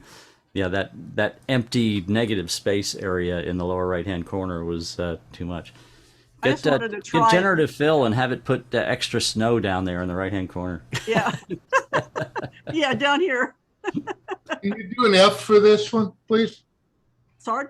Do an F screen, please. Oh, full screen. I'm sorry. You're breaking up, Brian. So. Really? Yeah. Your sound's breaking up, so I couldn't hear what you were saying. Yeah, I like this better. There was just too much white down at the bottom competing with the white up on top. So which is what you want to see. Who cares about the snow on the ground? What you want to see is the snow on the trees. Yeah, it's a lovely image. I really like the color palette that exists in this, and the contrast between the white snow and the middle tones and the dark value in the river and the reflections in the water, in the river as well. Even though it's dark, those reflections pick up, and I really enjoyed looking at this image. I see improvement. Thank you. Robert? That in this case, that little tree could have been your beginning into that forest, meaning that if you were to move to the right, that would put that tree in line with the black water, which would then lead you over to the other side, which would then give you less of that odd angle that you have on the lower right-hand side. Okay. All of that empty space. Yeah. I mean, it's always great to shoot a scene and then try another point of view and get multiple points of view, because that, work the scene for sure.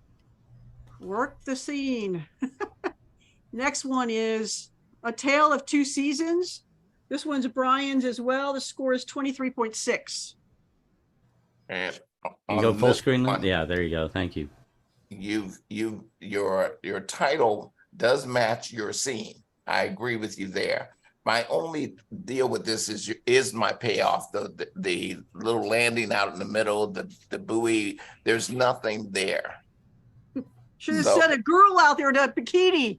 It doesn't have to be a girl in a bikini. It could be a bird on top of it or something. No. So a bird would look really tiny on that, because that's that's like a floating swimming platform. It could be a bird leaving that scene. Brian has a lot of power. He can cue the birds to come in. Yeah. The setup well, so then are you saying it would have been better to get rid of the floating dock? I don't think so, because the way that bench is positioned, I like the fact that you see that that if you were sitting there, you're looking right out to that. It for me, it does give something to land on through that gap in the trees, looking from the bench out to that. The only difference is I just want something to happen there. Now that I've gotten there, I got nothing there to stay there. Well, you could call this 3 seasons, because you've got winter, fall, and summer. You took the words right out of my mouth, Lynn. I was going to say the same thing, because that swimming platform out there evokes thoughts of summertime and swimming in the lake in summertime, and then you've got the snow on the left. And I was going to say the same thing about it could be about 3 seasons and not just 2. Yeah. You see what we're talking about, Brian? Yeah, obviously there's not going to be anybody swimming on it when there's snow on the ground.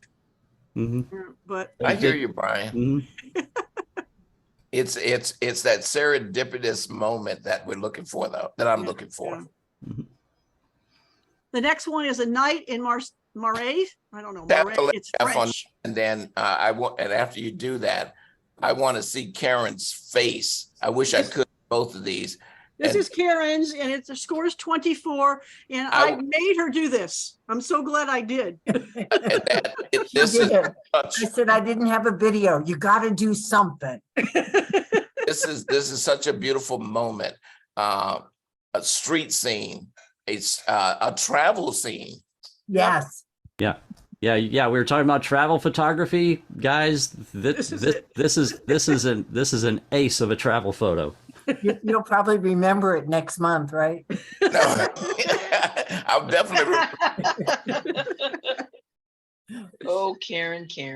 Yeah, if you want if you want an idea of what to strive for in a travel photo, here's your example right here. Yeah. It's a little Renoir like street scene painting. It's really pretty, Karen. Thank you.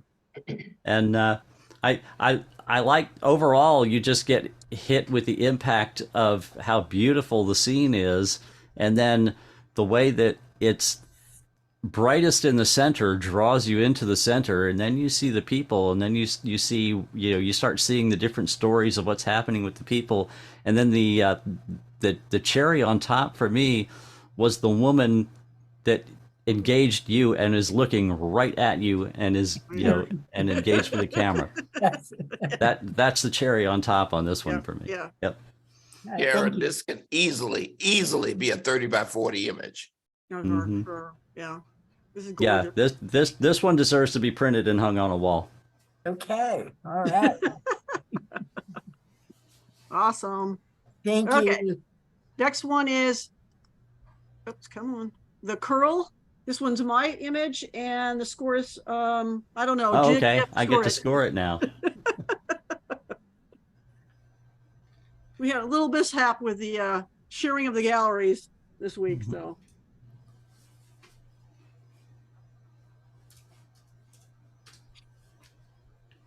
Scored. Okay. You want to show it full screen? Yeah, hold on just a second. I'm putting the score in.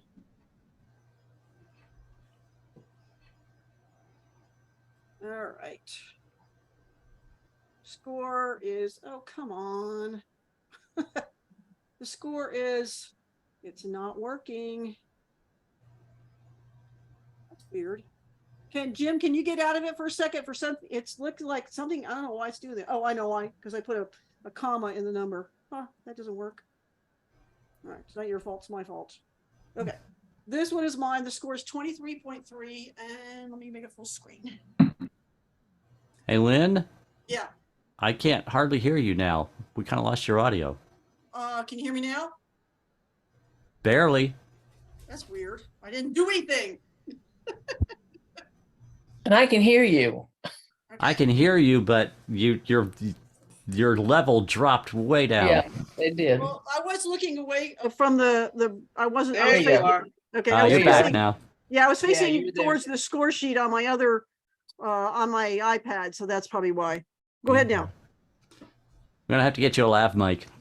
Yeah, I need to do that so I can move around. You know what I would do with this one, Lynn? Yeah.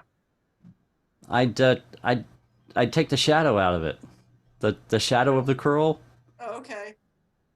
Because it's distracting. The shadow competes with the with the curl. Okay. Yeah, you could take your remove tool and get rid of that in 2 seconds. Oh yeah, for sure. I was like, I started to take it out, then I thought, well, then it would look weird because there's no shadow. Well, depending on which way the light would be and and whatnot, but Yeah. as a graphic, as a graphic geometric element image, Yeah. I don't think anybody would think twice about it not being there. I'd take that out, and in the upper right, that white diagonal that kind of goes up into the corner. Right here. Yeah, that I'd take those two out. If I'm just saying, if it were my image, I'd do that. But those are the two things I see that take my eye out of it. But otherwise, I really love the composition and the and yes, that spiral of that curl against all those other straight lines, as a contrast to all the straight lines, that curl, that's great. Yeah, this is I go to Eureka Springs State Park not state park, but county park over because it's really close to me. And they have that boardwalk that goes out there, which into the, the Florida, very Florida, environment. And there's not a whole lot there, but palmettos. And I started seeing all these little curly cues, and I guess they're, it's whatever's peeling off the edges of the leaves, and they really make some really cool images. And so this is one of many that I have. Oh yeah, I'd be afraid to count how many images of these curls I have taken over the years. There's probably 1,000 of these images in my archives, because they are very visually engaging with the contrasting shapes that happen with them. Yeah, it's like crazy how many of them there are out there. So anyway, okay, moving on to the next image is the farmer's market vendor. This is Richard Edwards. The score is 22.6. All right, Richard, give me for me, I need a little context. I'm told it's the farmers something at a market. Is that what you said? Yeah, it's a farmer's market vendor. Right, and I have nothing around it. I feel more like I'm looking at an Amish guy in his wagon, more than a farmer at his market. Mm-hmm. I don't know if I would Richard's like good. to see the white on the left side being toned down a little bit. Mm-hmm. I'd like to see him in a different, Yeah. in a whole different environment. Yeah. Yeah, I see this as a portrait, a character study, of this person, but in the title saying it's a farmer's market, we don't know what, we don't even know what he's vending. What, is he selling fruit? Is he selling vegetables? Is, something else? We don't know. As Robert says, there's no context for that. But it is an interesting, character study of this person. Yeah, I like what you did there, Lynn. Thank you. Yeah, that brings the focus in a little bit more Yeah, on because the background that's there doesn't jive with the title. I don't see farmers market in the background. So Yeah. taking the background out is a big help in turning this into like a character study type of portrait. Yeah, he was a little. Which I do like it. The eye contact with this gentleman, the way he's looking over his glasses and everything. That moment of engagement I do enjoy in this image. Agreed. Yeah, and he was a little kind of cold looking too. So I warmed him up just a little bit. All right, on to the next one. Next one is Aerial Assault. This is Chris's, and the score is 23.3. Yeah, and that's really great tack sharp especially in the bird that's diving onto the other bird with with the sharpness and the focus and whatnot. That's well captured. Yeah, this is a hard thing to do, especially when you've got two birds not necessarily right on the same plane. So yeah, he did a good job of catching both of them at the right moment to get them both in focus. Yeah, and they are the top one is a gull, and the one with the needlefish in its mouth. What kind of bird is that, Lynn? That's a royal tern. That is, I thought that was some kind of a tern, but I knew you would know for sure. Yeah, those gulls are, they're relentless. They are so bad with all birds. This is I think it's a laughing gull, and in England, when I was there watching the puffins, they have what's called black-headed gulls, and they look just like our laughing gulls, and they are relentless at chasing the puffins when they have their food that they're trying to take back to their chicks. So, gulls are cool, but at the same time, they're that I guess it's the circle of life. It drives me nuts. Yeah, this is the exposure is nice. That the highlights are not clipped on that bird, and I would just lower it just a tad. But it's a good capture. And it's giving them some room to move. Yes. So there's a lot of negative space here, but it's given they're flying at a high speed. If you ever watched a tern fly, they're flying space. No, so they need some space. So yeah, I agree with you that the crop is correct. Yep. Next one is Dad Keeping Watch. This is Richard Edwards, and the score is 22.4. Mm-hmm. Bring it up from the bottom for me, Lynn, past that white rock. Yeah, there we go.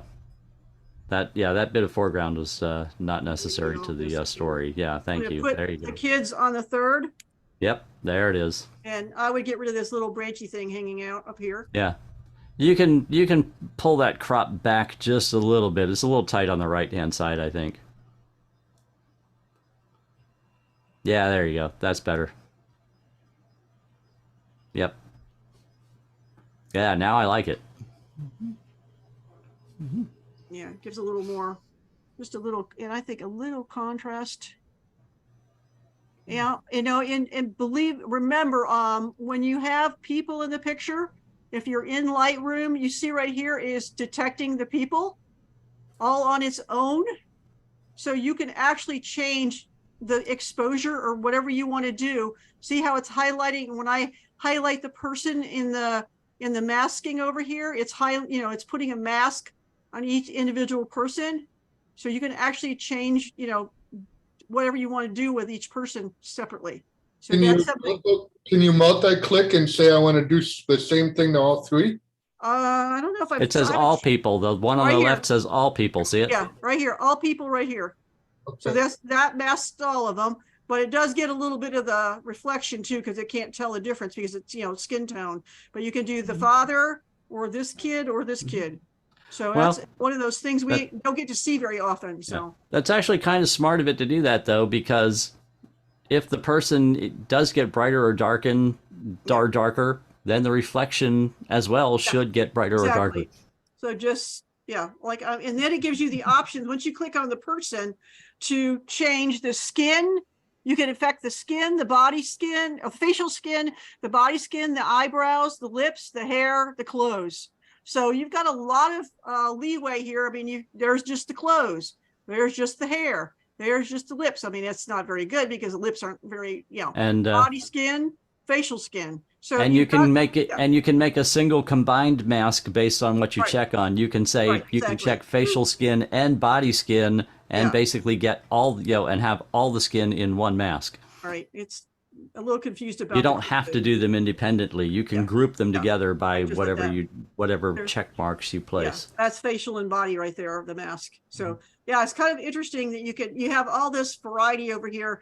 And I think we forget that it's there, but it's there for people. It doesn't work on anything but people, but yeah. So I just wanted to show this because it's not something we've talked about before. Well, back to reset. Okay. Next one is go to see polar bear. And this is Fong's, and the score is 22. My question is, where's the polar bear? Yeah, where's the polar bear? Who's taking the don't- picture? I don't see anything in this picture that tells me about going to see a polar bear. I see pulling a rope on a boat. I Yeah. don't see going to see a polar bear. Robert? I think it's a really nice travel photograph. Mhm. Doesn't meet the requirements of the title. Yep. Yeah. Yeah, absolutely. This would be a nice travel photograph. Lynn, zoom in right above Fong's head. So you think the title is wrong on this one, even though it says going to see? Mm-hmm. There's a person right there. Yeah, because then it would be a little more. Yeah, that's what I'm saying. You could take that out because that's a distracting element right above her head. I'd get rid of that. That's why I had you zoom in on that. You want to take that out. But yeah, I would be less concerned about the title if like they were walking, going somewhere. This to me doesn't say this is pulling a boat onto the shore. Yeah. It's too separate from from what I see as the title. It's a lovely image. It could be pulled up a little bit from the bottom, I think, too, Lynn. But yeah, as a travel photo, like Robert said, this would be a great one to put in the assignment for travel photo. Because it definitely shows people doing something and being engaged in an exotic location. Now, if it were just a picture of that boat, that would that wouldn't sell it as a travel photo if we're talking about the assignment for travel photos. But those people doing something, engaged in an activity in a location like that is definitely something good. Versus, like I say, if it were just a picture of that boat with the background, it wouldn't work as well as this. If we were talking about if this were in the travel assignment, just to help you guys out with thought process for that. Okay, moving on to the But next one. if Fong is in the photo, who took it? Set it up on a tripod and no time. No, you've never been anywhere with Fong. She'll ask anybody. Yeah, she'll hand her camera to anybody and say, "Take my picture." Yeah.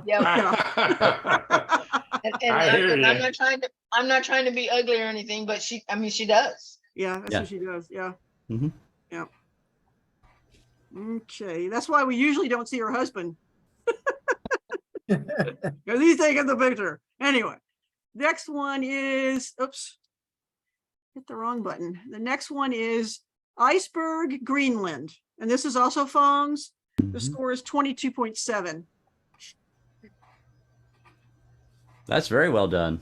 Great idea. Yep. Yeah, that was very well executed. Technically well done. Very interesting. A lot of visual impact in this one. That's one of Fong's better ones in my opinion. Only thing I think I would have gotten rid of is that space over there. You could even pull it back and reveal a little bit of blue so that it matches that blue in the upper right-hand corner. I wouldn't mind if you did that. That was my thought. Pull that back and reveal a little. Yeah, there you go. Now look at it. You got about an equal amount of blue in upper right, upper left. Yeah. I feel better about that. Yeah, I like that. Another framing. And that's another good travel shot because it's more than just a picture of a boat moored out there. That whole looking through the iceberg thing adds a whole nother dimension that that says it's not just a boat out there. We're looking, we're in an exotic place and looking at at that boat from a unusual vantage point. That's what sells this. Yeah. Next one is Good Night All. This one is Nona's and the score is 23.1.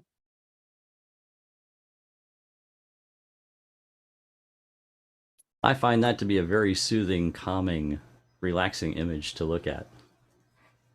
I like the color palette in that, the tonal values of the greens and those blues and the purples in there works very well together. I enjoyed this photo, and I think the panorama crop is just right for this.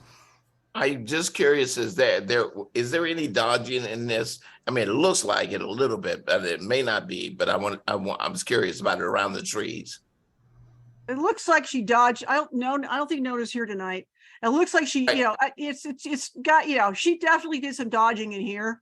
Now it's not so much there; it's around the right here, and up above the horizon, in the lighter areas. Look dead center between the two trees. It's kind of hot and radiates out from that hot spot around the in the center of the trees there. You see how right between the two trees, the value of the sky doesn't match. That's sky, the left or right of the tree. Well, I know she may have tried to light up the trees. There are a bunch of birds on the tree, so yeah. Wondering if there's some sort of dodging in that area, because it probably would have taken out some of these little things sticking up. Yeah, now that part didn't bother me. It's just at the lighter portion above the horizon where the trees are. Yeah, like the trees glowing. Yeah, The little glowy there. A little glowy. All right. Next one, not last but not least, is this one is Wedding Queen. This is Valerie's. The score is 23. That has a lot of visual impact. Yeah. I'm really confused by why she has a pumpkin, but or a jack-o'-lantern. Yeah, I am as well. The whole thing is very, it's very, very interesting. It's, you look at this and you see everything that's going on, and it's kind of like when you see some of the stuff, like in the realm of Dali or something like that, where you look and you really have to stop and think and wonder, well, why this, why that, what's going on here? Which I didn't find it to be a problem. I found it to be fascinating. Yeah, it is altered reality. So is Valerie still here? Yeah, I'm here. Go ahead, tell us about this. That was my daughter's wedding, and she did it on Halloween. And so she had props with the pumpkins, and that's why her dress is white with black.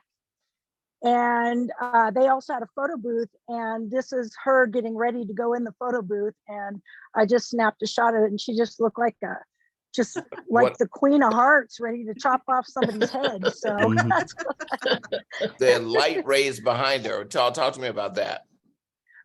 we were doing a skating party, and I was taking pictures of my daughter, which I've turned in a picture of her skating by with lights on her, some kind of a cape she had. And so I took that picture of the stream of lights and stuck my other daughter on Gotcha. top of it. So it Gotcha. looks like she's like coming, like going through space time or something. So, Gotcha. I really like Yeah. what you did with that. Yeah. I think that's Yeah. very creative, and it's then, like I say, it has a strong visual impact. I like how you have that one at the top. That one line comes right off the point of the crown. That looks like that was done deliberately and and done well. yeah, I did. I centered her right there just to make Mhm. sure it looked like that. Yeah. hmm Valerie, Yeah. It took Valerie, about 5 different times before I come up with this actual Yeah. one. I want you to So- listen for a second. Yes. Yes. This is a far cry different than when you first started with us. Yeah. I really enjoyed the creativity in this one. Right. Well, thank you. So Absolutely. there are 2 kudos there. Yeah. Thank you very much. Appreciate it. All right, that's everything. Yay, guys, we made it through it all. and It's only 9:18. All right, very Even with good. all our difficulties to start off with. And thank you, everybody, for pushing through and getting in tonight. I promise next month we won't have this issue. Yeah. So. Yeah, and everybody Oh, that did work for this assignment, I applaud you. It was great to see the amount of entries that we had and the quality of the entries that I had. This one made me smile. I was happy about this one. It was a fun assignment. Good. It was fun. All right, I'm going to stop the recording. Yep. All All right. right. I want to Have a good one, try guys. one with my